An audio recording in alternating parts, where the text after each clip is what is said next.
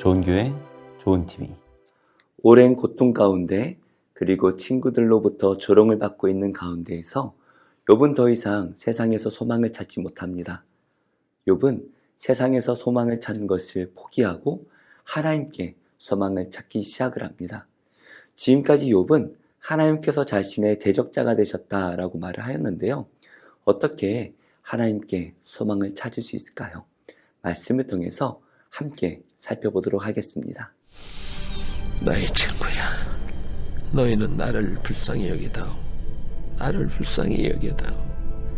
하나님의 손이 나를 치셨구나. 너희가 어찌하여 하나님처럼 나를 박해하느냐? 내 살로도 부족하냐? 나의 말이 곧 기록되었으면, 책에 씌워졌으면, 철필과 납으로 영원히 돌에 새겨졌으면 좋겠노라. 내가 알기에는 나의 대속자가 살아계시니 마침내 그가 땅 위에 서실 것이라. 내 가죽이 벗김을 당한 뒤에도 내가 이 육체 밖에서 하나님을 보리라. 내가 그를 보리니 내 눈으로 그를 보기를 낯선 사람처럼 하지 않을 것이라. 내 마음이 초조하구나. 너희가 만일 이르기를 우리가 그를 어떻게 칠까 하며 또 이르기를 이래 뿌리가 그에게 있다 할진대, 너희는 칼을 두려워할지니라. 분노는 칼의 형벌을 부르나니 너희가 심판장이 있는 줄을 알게 되리라. 욥은 21절과 22절 말씀에서 또다시 친구들에게 자신을 불쌍히 여겨줄 것을 요구하고 있습니다. 나의 친구야, 너희는 나를 불쌍히 여겨다오. 나를 불쌍히 여겨다오. 하나님의 손이 나를 치셨구나. 너희가 어찌하여 하나님처럼 나를 박해하느냐? 내 살로도 부족하냐? 욥은 하나님께서 자신을 치고 있는 이 상황을 친구들이라도 이해해주고 위로해주기를 바라고 있습니다. 하지만 친구들이 그렇게 하지 못하지요. 친구들은 계속해서 욥을 정죄하기에 바쁘고 욥을 조롱하고 있습니다. 아무리 말을 해도 친구들이 들어주질 않습니다. 그러자 욥은 23절과 24절에 이렇게 말하죠. 나의 말이 곧 기록되었으면, 책에 씌워졌으면, 철필과 납으로 영원히 돌에 새겨졌으면 좋겠노라. 욥은 죽으면 땅속에 묻혀버리고 끝이 나겠지만, 하지만 그의 말이 철필과 납으로 돌에 영원히 새겨진다면 자신은 사라지더라도 그 말이 남을 것이다 라는 것이죠.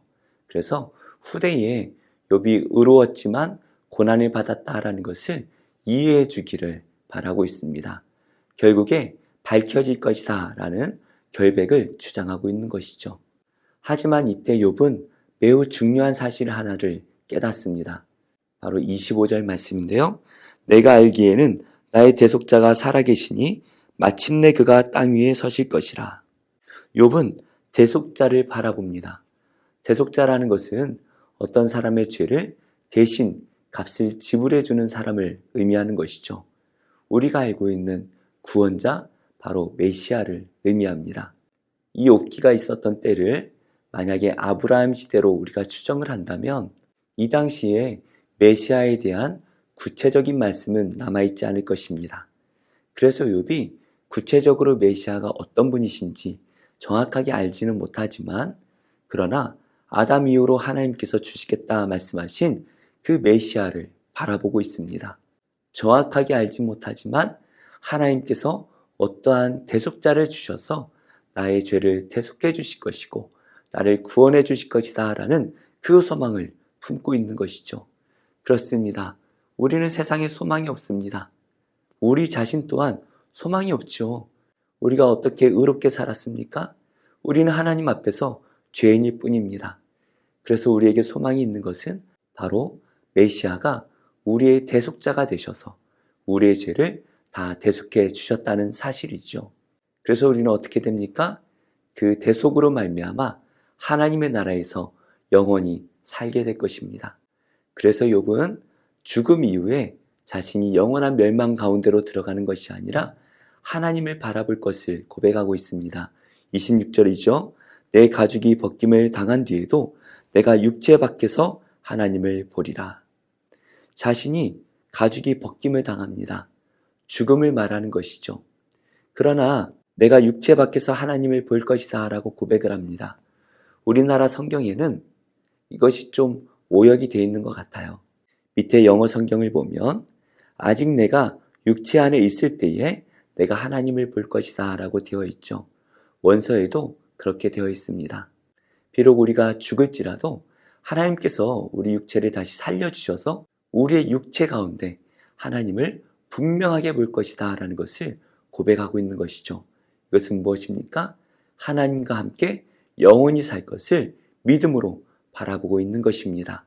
아직까지는 메시아에 대한 구체적인 것을 알지 못하기 때문에 친구들의 지혜처럼 권선징악의 하나님, 인과응보의 인생을 믿을 수밖에 없지만 욥은 더 나아가서 자신을 대속해 주실 메시아를 바라보고 있습니다. 우리가 메시아를 알 수 있다는 것은 우리에게 주신 너무나 큰 축복입니다. 왜냐하면 이 세상에서는 그리고 우리에게는 어떠한 소망도 없기 때문이죠. 그래서 우리는 이 세상을 소망하는 것이 아니라 오직 메시아를 소망하며 영원히 하나님과 함께 살 그날을 소망하며 기쁨으로 살아낼 수가 있는 것입니다. 그래서 욥은 27절의 말씀을 고백합니다. 내가 그를 보리니 내 눈으로 그를 보기를 낯선 사람처럼 하지 않을 것이라. 분명히 욥은 그 하나님을 처음 뵐 것입니다. 인간 중에 하나님을 제대로 본 사람은 아무도 없지요. 모세마저도 하나님의 뒤를 보았을 뿐입니다. 처음 하나님을 뵙겠지만 그러나 욥은 하나님이 낯설지가 않습니다. 왜 그렇습니까? 늘 기도로 하나님과 동행했기 때문이죠. 기도하지 않는 자가 천국에 갈 수도 없겠지만 만약 천국에 간다면 깜짝 놀랄 것이에요. 자기가 생각했던 하나님이 전혀 아니기 때문이죠. 하지만 기도하는 사람들은 늘 우리와 함께 하시던 그 하나님이 우리 눈앞에 계시기 때문에 우리는 낯설지가 않을 것입니다. 이렇게 욥은 자신의 대적자라고 원수라고 믿었던 그 하나님이 마지막 때가 되면 자신의 대속자가 되어서 자신은 하나님과 영원히 살 날을 믿음으로 바라보고 있습니다. 그러나 이 땅을 바라볼 때에 또다시 욥은 괴로울 수밖에 없는데요. 바로 눈앞에 친구들이 있기 때문이죠. 28절입니다. 너희가 만일 이르기를 우리가 그를 어떻게 칠까 하며 또 이르기를 일의 뿌리가 그에게 있다 할진대 너희는 칼을 두려워할지니라. 욥은 무지합니다. 그런데 이 무지한 욥을 자꾸 정죄하는 그 친구들을 향해서 너희가 나를 정죄할 궁리만 한다면 하나님께서 너희를 벌하실 것이다 라는 것을 경고하고 있습니다. 이렇게 말하는 것은 욥이 너무나 억울하기 때문이죠. 욥은 자신의 결백함을 계속해서 주장하고 있습니다. 우리가 이 세상에 소망을 둘 때에 우리가 의지할 곳은 아무것도 없습니다. 내 자신조차도 우리는 의지할 수가 없지요. 그러나 우리의 대속자 대신 우리의 구원자 대신 그 메시아를 바라볼 때에 이미 십자가에서 승리하시고 우리의 죄를 다 용서하시고 하늘을 예비하신 그 예수님을 바라볼 때에 우리는 소망을 품고 기쁨 가운데 이 세상을 살아갈 수가 있습니다. 오늘도 우리가 이 세상을 살아가지만 이 세상의 백성이 아니라 천국 백성으로서 기쁨 가운데 살아내는 복된 성도님들이 다 되시기를 예수님의 이름으로 축복합니다.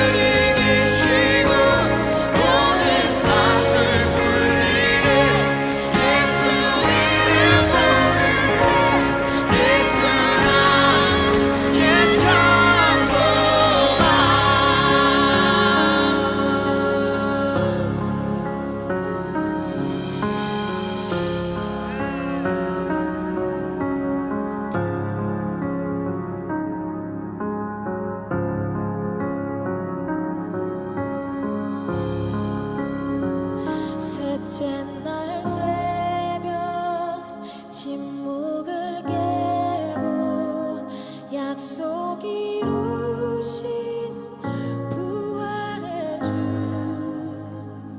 유다의 사자 말씀하셨네. 사망 권세 힘을 잃었네.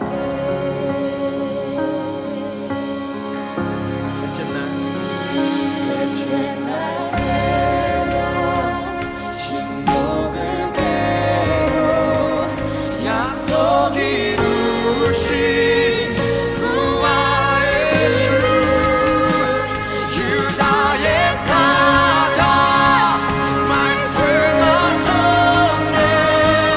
사망 권세 힘을 잃었네. 예수는 승리하셨네.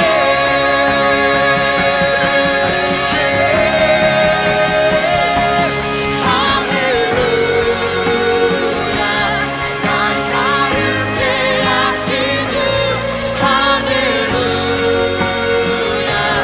죽음을 이기시고 모든 사슬 풀리네. 예수 이름 부를 때 예수만 예찬송아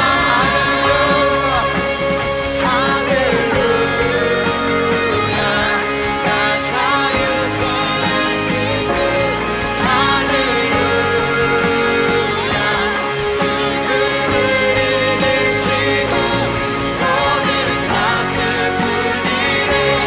예수 이름 부를 때 예수나 예찬송아 예수나